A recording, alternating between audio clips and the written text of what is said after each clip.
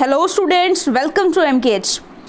आज हम आपकी बुक का चैप्टर नंबर 7 करने वाले हैं। सामाजिक और राजनीतिक जीवन जो आपकी बुक है और उसका चैप्टर का नेम है नगर प्रशासन। तो देखिएगा, एक गांव के मुकाबले शहर ज़्यादा बड़ा और अधिक फैला हुआ होता है। शहर की गलियां ज़्यादा चौड़ी होती हैं और यहाँ के बाज़ारों में ज़्यादा भीड़ भाड़ होती है। पानी और बिजली की सुविधाएं होती हैं, अस्पताल होते हैं, यहाँ बहुत ज़्यादा वाहन होते हैं और यातायात को नियंत्रित जो है वो करना पड़ता है। क्या आपने कभी सोचा है कि यह सब इतने सुचारू रूप से कैसे चलता है? कौन सी संस्था इन सब के लिए जिम्मेवार होती है? कैसे निर्णय लिए जाते हैं और कैसे योजनाएं बनाई जाती हैं? कौन लोग हैं जो यह सारा काम करते हैं? आइए अंतर ढूंढने की कोशिश करते हैं। यहाँ पर देखिए, कुछ बच्चे क्रिकेट खेलते हुए दिखाए गए हैं। इतवार की एक अलसाई हुई दोपहर थी जब माला और उसके साथी शंकर, जहांगीर और रेहाना गली में क्रिकेट खेल रहे थे। शंकर ने बड़ा अच्छा ओवर फेंका था और रेहाना आउट होते होते बची थी। रेहाना के आउट न होने से शंकर हताश हो रहा था, इसलिए उसने इस उम्मीद से कि वह कैच आउट हो जाएगी एक शॉर्ट बॉल फेंक दी। हुआ उल्टा ही। रेहाना ने इतनी तेज से बल्ला घुमाया कि गेंद ऊपर गई और गली की ट्यूबलाइट टूट गई। रेहाना चिल्लाई, अरे यह मैंने क्या कर दिया? तो शंकर तपाक से बोला, अरे हम यह नियम बनाना भूल गए थे कि अगर तुम्हारी गेंद से गली की ट्यूबलाइट टूट जाएगी तो तुम आउट मानी जाओगी। तीनों ने ही तब शंकर की विकेट की चिंता छोड़ने के लिए कहा और जो हुआ उसके बारे में ज़्यादा चिंतित और परेशान हो रहे थे। पिछले हफ्ते उनसे निर्मला मौसी की खिड़की टूट गई थी, जिसको बदलने के लिए अपने जेब खर्च में से पैसे देने पड़े थे। तो क्या अब दोबारा जेब खर्च में से पैसे देने पड़ेंगे? और ये पैसे देंगे किसको? गली की ट्यूबलाइट बदलता कौन है? माला का घर सबसे पास था। चारों भागकर माला के घर गए और उसकी माँ को सब कुछ बता दिया। सारी बात सुनकर माला की माँ ने कहा, उन्हें इस बारे में कुछ खास तो पता नहीं, बस यही मालूम है कि यह नगर निगम की जिम्मेदारी होती है। उन्होंने सुझाया कि यास्मीन खाला से पूछना चाहिए, वे हाल ही में नगर निगम से सेवानिवृत्त हुई हैं। जाओ उनसे पूछ लो माला, और तुम जल्दी घर वापस आना। यास्मीन खाला उसी गली में रहती थी और माला की माँ से उनकी बहुत अच्छी दोस्ती थी। चारों दौड़कर खाला के घर पहुँचे और जैसे ही उन्होंने दरवाज़ा खोला वे एक साथ पूरा किस्सा सुनाने लगे। उनका सवाल सुनकर यास्मीन खाला बड़े जोर से हंस पड़ी और बोली, कोई एक व्यक्ति नहीं है जिसको तुम पैसा दे सकते हो। एक बहुत बड़ी संस्था होती है जिसको नगर निगम कहते हैं। यह सड़कों पर रोशनी की व्यवस्था, कूड़ा इकट्ठा करने, पानी की सुविधा उपलब्ध कराने और सड़कों व बाजारों की सफाई का काम करती हैं। माला बोली, हाँ, मैंने नगर निगम के बारे में सुना है। मैंने शहर में बोर्ड देखे हैं जो नगर निगम द्वारा लोगों को मलेरिया के बारे में बताने के लिए लगाए जाते हैं। खाला बोली, तुम बिल्कुल सही कह रही हो। नगर निगम का काम यह सुनिश्चित करना भी है कि शहर में बीमारियां न फैले। यह स्कूल स्थापित करता है और उन्हें चलाता है। शहर में दवाखाने और अस्पताल चलाता है। यह बाग बगीचों का रखरखाव भी करता है। उन्होंने आगे जोड़ा, हमारा पुणे शहर बहुत ही बड़ा शहर है और यहाँ नगर प्रशासन चलाने वाले संस्थान को नगर निगम कहते हैं। छोटे कस्बों में इसे नगर पालिका कहते हैं। निगम पार्षद और प्रशासनिक कर्मचारी। यास्मीन खाला, मुझे बड़ी उत्सुकता हो रही है कि यह फैसला लेता कौन है कि पार्क कहाँ बनाया जाए। जब आप नगर निगम में काम करती थी तो क्या ऐसे मज़ेदार निर्णय भी लेने पड़ते थे? रेहाना ने पूछा। खाला ने जवाब दिया, नहीं रेहाना, मैं तो निगम में लेखा विभाग यानी अकाउंट में थी। बस लोगों की मासिक तनख्वाह की पर्चियाँ बनाती थी। चूँकि शहर का आकार बहुत बड़ा होता है, इसलिए नगर निगम को कई निर्णय लेने होते हैं। इसी तरह शहर को साफ रखने के लिए बहुत काम करना पड़ता है। ज़्यादातर निगम पार्षद ही यह निर्णय लेते हैं कि अस्पताल या पार्क कहाँ बनेगा। शहर को अलग अलग वार्डों में बांटा जाता है और हर वार्ड से एक पार्षद का चुनाव होता है। नगर निगम के कुछ निर्णय ऐसे होते हैं जो सारे शहर को प्रभावित करते हैं।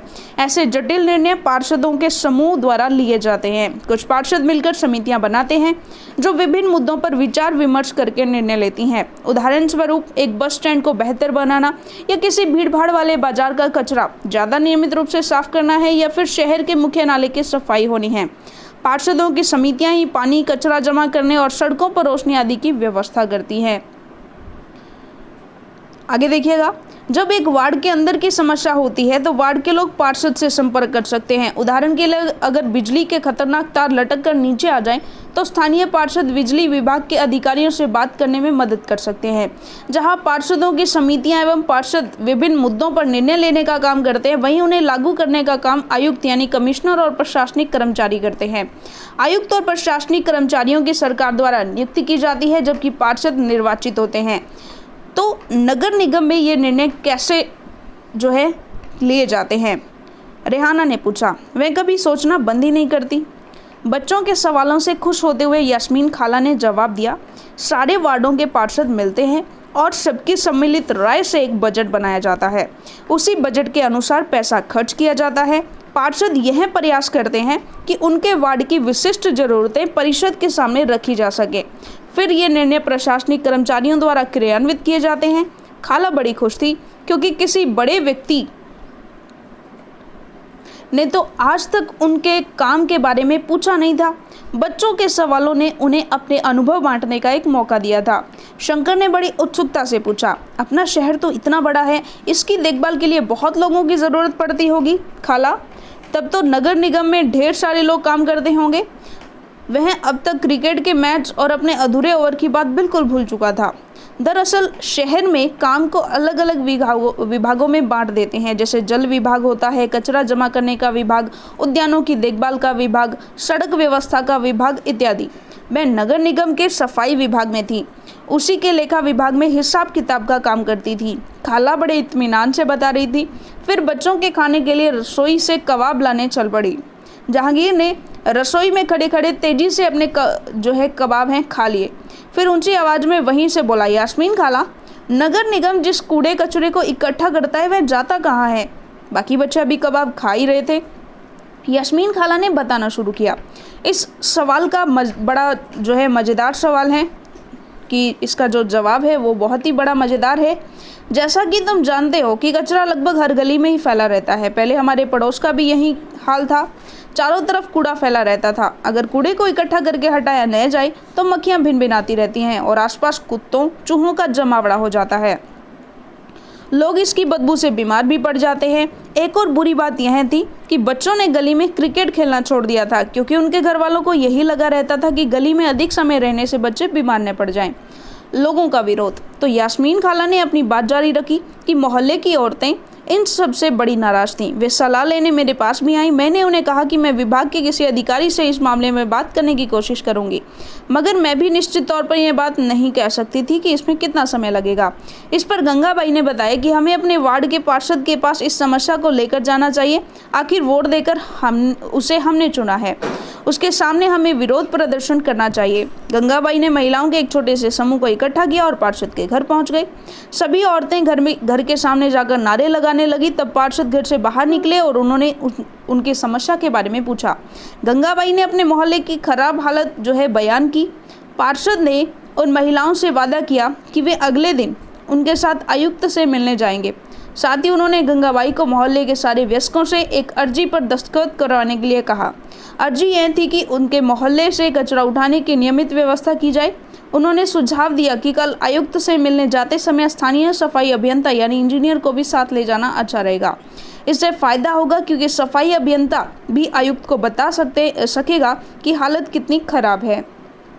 उस दिन पूरी शाम बच्चे घर घर का चक्कर लगाते रहे ताकि अर्जी पर ज़्यादा से ज़्यादा परिवारों के लोगों के दस्तखत लिए जा सके। अगली सुबह बहुत बड़ी संख्या में महिलाएं पार्षद और सफाई अभियंता के साथ नगर निगम के दफ्तर गई। आयुक्त पूरे समूह से मिले, पर वे बहाना बनाने लगे कि नगर निगम के पास पर्याप्त संख्या में ट्रक उपलब्ध नहीं है।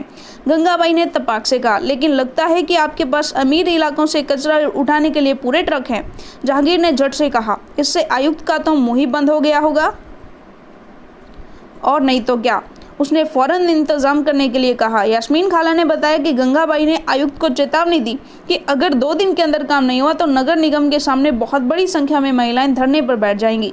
तो क्या गलियों की सफाई हो गई? रेहाना ने झट पूछा, जो कभी चीज़ों को अधूरा नहीं छोड़ती थी। तो 2 दिन तक कुछ भी नहीं हुआ।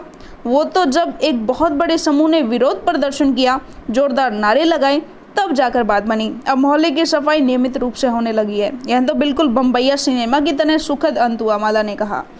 वह अपने आप को नेतृत्व करने वाली गंगाबाई की भूमिका में देखने का सपना देख रही थी। सभी बच्चों को गंगाबाई की कहानी सुनकर बहुत मजा आया। उन्हें इसका आभास तो था कि मोहल्ले में गंगाबाई की खासी इज्जत थी और लोग उन्हें बहुत मानते थे, मगर उसका कारण उन्हें अब समझ में आया था। बच्चों ने खाला का शुक्रिया अदा किया और जाने के लिए उठ खड़े हुए। जाते जाते रेहाना ने कहा, खाला, बस अब आखिरी सवाल और है। घर पर अभी जो 2 कूड़ेदान हैं, वो भी क्या गंगाबाई का सुझाव था?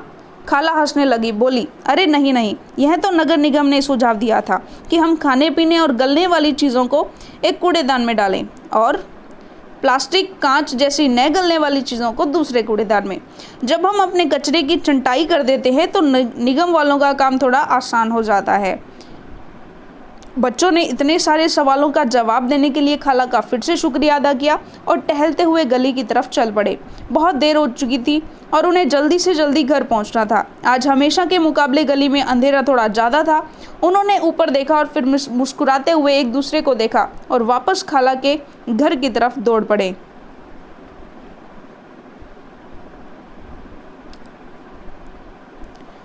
यहाँ पर देखिए एक और कहानी दी गई है। 1994 में सूरत शहर में भयंकर प्लेग जो है फैला था। सूरत भारत के सबसे गंदे शहरों में एक था। लोग घरों का और होटलों का भी कूड़ा कचरा पास की नाली में या सड़क पर ही फेंक देते थे। इससे सफाई कर्मचारियों को कूड़ा कचरा उठाने और उसे ठिकाने लगाने में काफ़ी मुश्किल होती थी। ऊपर से नगर निगम अपना काम नियमित रूप से नहीं कर रही थी, जिससे स्थिति और बदतर हो गई थी। प्लेग हवा के जरिए फैलता है। जिन लोगों को प्लेग हो जाए उन्हें दूसरों से अलग रखना पड़ता है। सूरत में उस साल बहुत से लोगों ने अपनी जान गंवाई। करीब 3 लाख से अधिक लोगों को शहर छोड़ना पड़ा। प्लेग के डर ने यह अनिवार्य कर दिया कि नगर निगम मुस्तैदी से काम करे। सारे शहर की अच्छी से सफाई हुई। आज की तारीख में चंडीगढ़ के बाद भारत में सबसे साफ शहरों में दूसरा स्थान किसका है? सूरत का है। तो चलिए इसी के साथ हमारा जो अध्याय है वो पूरा होता है और इसके जो प्रश्नोत्तर हैं तो चलिए वो हम PDF के माध्यम से देख लेते हैं।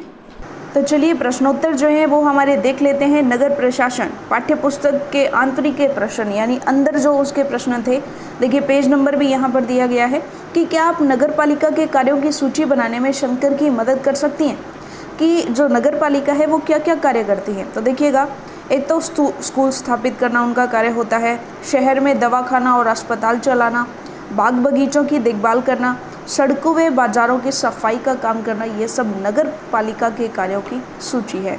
चलिए आगे देखते हैं। निम्नलिखित वाक्यों के खाली स्थान भरिए। पंचायत में चुने हुए सदस्यों को क्या कहते हैं? तो हमने देखा कि उन्हें पंच कहते हैं। तो यहाँ पर आप भर देंगे, क्या भर देंगे? पंच भर देंगे। ओके। शहर विभिन्न वार्डों में बंटा होता है। किस में बंटा होता है? वार्डों में। नगर निगम के चुने हुए सदस्यों को पार्षद कहते हैं। पार्षदों के समूह उन मुद्दों पर काम करते हैं जो सारे शहर को प्रभावित करते हैं। पंचायत और नगर पालिका के चुनाव प्रत्येक 5 वर्ष में होते हैं। कितने वर्ष में होते हैं? प्रत्येक 5 वर्ष में होते हैं। पार्षद अगर निर्णय लेते हैं तो आयुक्त के नेतृत्व में दफ्तर के प्रशासनिक कर्मचारी उन निर्णयों को लागू करते हैं। चलिए बात करते हैं अगला प्रश्न, नगर निगम को पैसा कहाँ से मिलता है? तो देखिए, नगर निगम को अपने कार्यों के लिए पैसा लोगों द्वारा दिए गए कर यानी कि टैक्स जो होता है उनसे मिलता है, जैसे संपत्ति कर, पानी व अन्य सुविधाओं पर कर और मनोरंजन कर। अगला प्रश्न देखिए, खाला के सेवानिवृत्त होने के बाद में क्या क्या बदला है? तो कई नगर निगमों ने कचरा उठाने और उसे ठिकाने लगाने का काम निजी ठेकेदारों को सौंप दिया है। गंगाबाई किस बात का विरोध कर रही थी? तो गंगाबाई इसलिए विरोध कर रही थी क्योंकि हर गली में कूड़ा कचरा फैला हुआ था। कूड़े को उठाने की कोई व्यवस्था नहीं थी। कूड़े पर मक्खियाँ भिनभिनाती रहती थी और कुत्तों और चूहों का जमावड़ा लगा रहता था, जिसके कारण बदबू आती थी और बीमारी फैलने का डर था। इसी कारण माँ बाप भी जो है वो बच्चों को गली में नहीं खेलने देते थे। अगला प्रश्न देखिए, आपके हिसाब से गंगाबाई ने पार्षद के पास जाने की बात क्यों सोची? तो देखिए, गंगाबाई ने पार्षद के पास जाने की बात इसलिए सोची क्योंकि उन्होंने पार्षद को वोट देकर अपना प्रतिनिधि चुना था। इसलिए पार्षद का फर्ज बनता था कि वह मोहल्ले वालों की समस्याओं का समाधान करे। अगला प्रश्न देखिए कि जब आयुक्त ने यह कहा कि शहर में पर्याप्त ट्रकों की संख्या जो है वो पर्याप्त नहीं है, तो गंगाबाई ने क्या कहा? तो देखिएगा, जब आयुक्त ने कहा कि शहर में ट्रकों की संख्या पर्याप्त नहीं है, तो गंगाबाई ने कहा कि लगता है आपके पास अमीर इलाकों में कचरा उठाने के लिए पूरे ट्रक हैं। अगला प्रश्न देखिए, क्या आप जानते हैं कि आपके मोहल्ले में कब और कितनी बार कूड़ा उठाया जाता है? क्या आपको लगता है कि सभी मोहल्ले में उतनी ही बार कूड़ा उठाया जाता है? यदि नहीं तो क्यों? चर्चा करें। तो देखिए, हमारे मोहल्ले में सुबह दिन में एक बार कूड़ा उठाया जाता है और मुझे लगता है कि सभी मोहल्लों में यह व्यवस्था नहीं है, क्योंकि कुछ मोहल्लों में कूड़ा इधर उधर फैला रहता है। चलिए, ये आप जैसे भी हो अपने हिसाब से, अपने एरिया के हिसाब से लिख सकते हैं। चलिए आगे जो प्रश्न अभ्यास है देख लेते हैं कि बच्चे यास्मीन खाला के घर गए क्यों थे? तो देखिएगा, बच्चों के क्रिकेट खेलते समय गेंद से गली की ट्यूबलाइट टूट गई थी। बच्चे जानना चाहते थे कि ट्यूबलाइट को बदलवाने के लिए पैसे किसको देने होंगे। यास्मीन खाला पहले नगर निगम में नौकरी करती थी, इसलिए बच्चों को लगता था कि उन्हें इस बात की जानकारी होगी।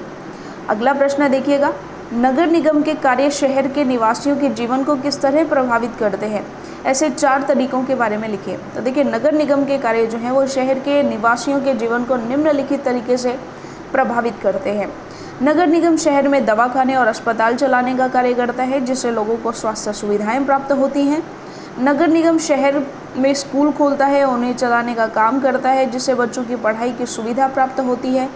नगर निगम सड़कों तथा बाजारों की सफाई का काम करता है, जिससे शहर में बीमारी नहीं फैलती। नगर निगम पीने के पानी की सुविधा उपलब्ध कराता है, इससे शहर के लोगों को पानी की आवश्यकता पूरी होती है। तो नेक्स्ट क्वेश्चन देखिएगा, नगर निगम पार्षद कौन होता है? तो शहर या नगर को कई वार्डों में बांटा जाता है। प्रत्येक वार्ड से जनता द्वारा निर्वाचित प्रतिनिधि को क्या कहा जाता है? पार्षद कहा जाता है।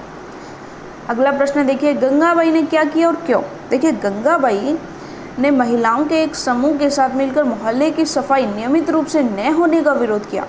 इसके लिए पहले वे मोहल्ले के पार्षद के पास गए। पार्षद ने सफाई अभियंता को साथ लेकर आयुक्त से मिलने की सलाह दी, तो आयुक्त ने पर्याप्त संख्या में ट्रक उपलब्ध नहीं होने का बहाना बनाया। तो गंगाबाई ने तपाक से प्रश्न किया कि आपके पास अमीर लोगों के मोहल्ले से कचरे उठाने के लिए तो पर्याप्त ट्रक हैं। तो गंगाबाई ने चेतावनी दी कि अगर 2 दिन के अंदर काम नहीं हुआ तो बड़ी संख्या में महिलाएं नगर निगम के सामने धरने पर बैठ जाएंगी। तो यहाँ पर एक फ़ोटो देखिएगा जहाँ पर कचरा फैलाया जा रहा है, और एक ये दूसरी फ़ोटो है जहाँ पर कचरा उठाया जा रहा है। तो चर्चा कीजिए, ऊपर के 2 चित्रों में आपने कूड़ा इकट्ठा करने और उसको ठिकाने लगाने की विभिन्न विधियों को देखा। तो ये ठिकाना लगाने की विधि है कि कहाँ जा कर के कचरा जो है वो गिराना चाहिए वगैरह वगैरह। चलिए, तो आपके विचार से कौन सी विधि कूड़े का निपटान करने के लिए व्यक्ति के लिए सुरक्षित है? तो हमने देखा कि अगर खुले में ऐसे गिरा देंगे तो वो तो अच्छी नहीं होगी। तो देखिए, कूड़ा इकट्ठा करने वाले व्यक्ति के पास अपनी सुरक्षा के साधन नहीं है, इसलिए वे लोग बीमार हो सकते हैं या घायल हो सकते हैं। तो पहली जो फोटो है वो कतई सही नहीं है। और पहले चित्र में कूड़ा इकट्ठा करने का जो तरीका दिखाया गया है उसमें बहुत ही जोखिम है। ठीक है, फोटो 2 जो है उसकी विधि कूड़े का निपटान करने वाला व्यक्ति जो है वो सुरक्षित है। ठीक है, चलिए आगे चलते हैं। नगर निगमों में काम करने वालों के पास अपने कूड़े के निपटारण की व्यवस्थित सुविधाएं नहीं है, क्योंकि नगर निगमों में भ्रष्टाचार है, जिस कारण से नगर निगमों में कूड़े निपटारण के लिए आधुनिक सुविधाएं विकसित नहीं हो पाती है। तो ये तीनों प्रश्न जो है, इन तीनों के आंसर हमने देख लिए हैं। आगे देखिएगा, नगर निगम अपने काम के लिए धन कहाँ से प्राप्त करता है? तो ये क्वेश्चन भी हमने जो है देख लिया था, लेकिन फिर से देख लेते हैं। जल कर, संपत्ति कर और अन्य सुविधाओं से प्राप्त होने वाली आय से प्राप्त धन जो होता है, होटलों और दुकानों से कर के रूप में जो धन प्राप्त होता है, सिनेमा से प्राप्त मनोरंजन कर जो होता है वगैरह वगैरह। ठीक है, चलिए आगे देखिएगा कि शहर के बहुत सारे लोग घरेलू नौकरों की तरह काम करते हैं और दूसरे के घरों को साफ करते हैं। उसी तरह बहुत से लोग नगर निगम के लिए काम करते हैं और शहर को साफ सुथरा करते हैं। इसके बावजूद जिन बस्तियों में वे रहते हैं वहाँ गंदगी होती है। इसका कारण यह है कि बस्तियों में पानी और सफाई की सुविधा विरले ही होती है। नगर निगम इसके लिए अक्सर बस्तीवासियों को ही दोषी ठहराती हैं कि जिस ज़मीन पर वे लोग गरीब अपना मकान बनाते हैं वह उनकी नहीं होती और न ही वे सरकार को कोई कर देते हैं, जबकि मध्य वर्ग के रिहायशी इलाकों में पार्क बनाने, गलियों में रोशनी की व्यवस्था करने और नियमित कूड़ा जमा करने आदि के काम पर जितना जो खर्च होता है उसकी तुलना में वहाँ रहने वाले लोग बहुत कम कर देते हैं। पाठ में भी आपने पढ़ा है कि नगर निगम को संपत्ति कर से कुल 25 से 30% की आय होती है। तो क्या आपको लगता है कि निगम को बस्तियों की सफाई पर ज़्यादा खर्च करना चाहिए? ये क्यों महत्वपूर्ण है और क्यों ज़रूरी है कि शहर में नगर निगम जो है सुविधाएं धनी व्यक्तियों को मुहैया कराता है, वहीं गरीबों को मिले? तो इसका उत्तर हम देखेंगे कि नगर निगम को उन बस्तियों की सफाई पर भी ज़्यादा ध्यान देना चाहिए जिन बस्तियों में उनके सफाई कर्मचारी रहते हैं। इन बस्तियों में रहने वाले सार्वजनिक शौचालयों का प्रयोग करते हैं। उन बस्तियों में जगह जगह कूड़ा और पानी फैला रहता है। उनके पास धन और स्वास्थ्य सुविधाओं की भी कमी होती है, इसलिए इन बस्तियों में बीमारियों के फैलने की संभावना बनी रहती है। इन बस्तियों में रहने वाले लोगों को भी मध्य वर्ग की बस्तियों में रहने वाले लोगों की तरह समान अधिकार मिलने चाहिए, क्योंकि संविधान देश के सभी नागरिकों को समानता का अधिकार देता है। तो चलिए, इसी के साथ हमारा अध्याय पूरा होता है और अगला अध्याय हम पढ़ेंगे हमारी अगली वीडियो में। तो तब तक के लिए धन्यवाद।